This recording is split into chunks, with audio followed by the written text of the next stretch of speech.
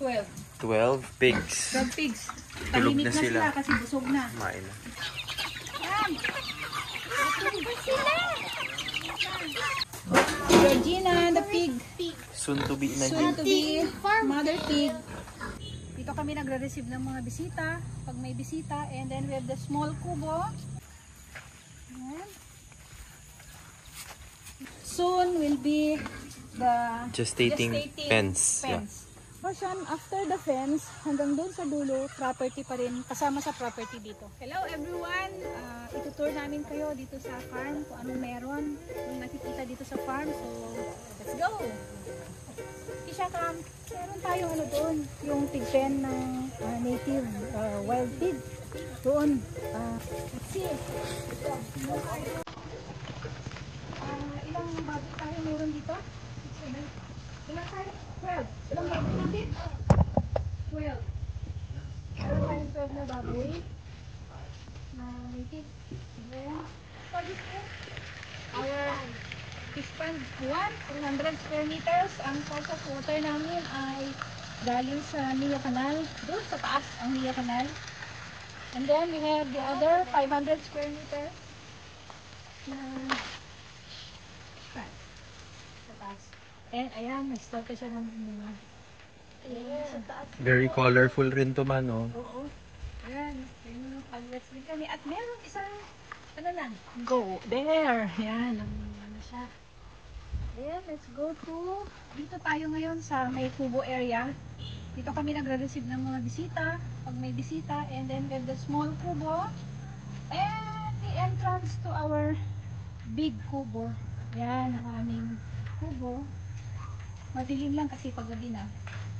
Then we have a mezzanine up there. Doon kami matutulog pagka natutulog kami dito sa gabi. Ayan. Yung fish pond namin, eh, may intake doon. Galing sa Nia Canal yung tubig doon sa dulo.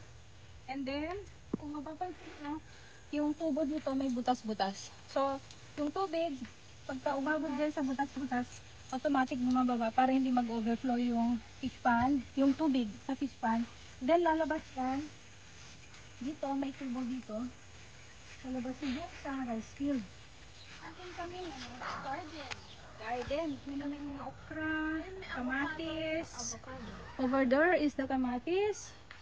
May pechay kami, may talong, may sili pang sinigang. Yan, kalabasa.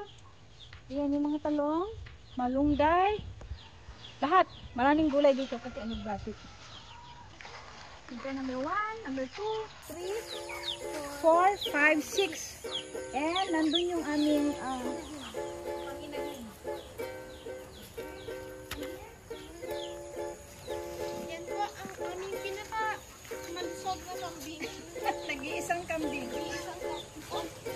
Only kid. Dati marami yan. So ito yung aming latest na kinuha na baboy. March 27. We got 16. So since masikip ang 16 dito sa isang pig pen, pinaghati namin sila. And then we have the 8 here. 8 and 8. Then dun sa kabila, 8. Ready to be disposed on April 25. Yan. 8 yan. And then we have 12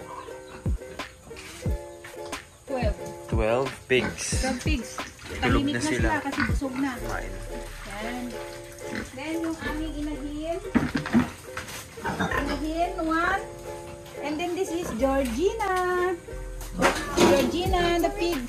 Soon to be na Soon to be mother pig. And then dito, soon will be the gestating fence. Yeah.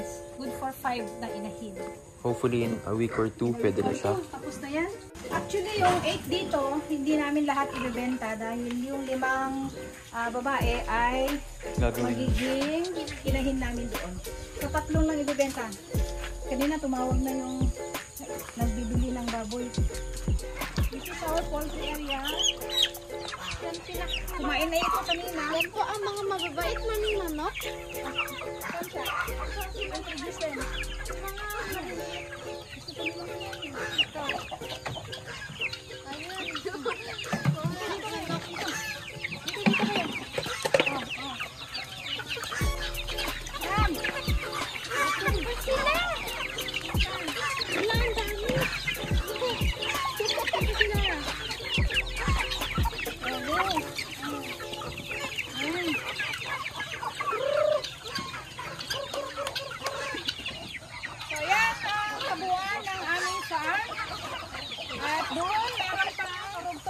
property. Hanggang doon sa dulo. But this one, hindi pwedeng tamnan ng rice dahil ng palay dahil malalim ang putik. Kaya ganyan. Dito na lang umiikot yung aming mga turkey and ducks. Lemon. Dalaya. Oh my God, ang ganda ng bird doon. Lemon tree. Oh my God, maraming bunga. Oy, may nabri. Oh, may nabri.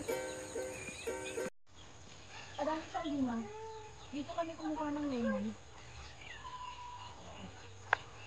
Then, ayan. Dami. Yung 2 months time, libre ng lemon natin.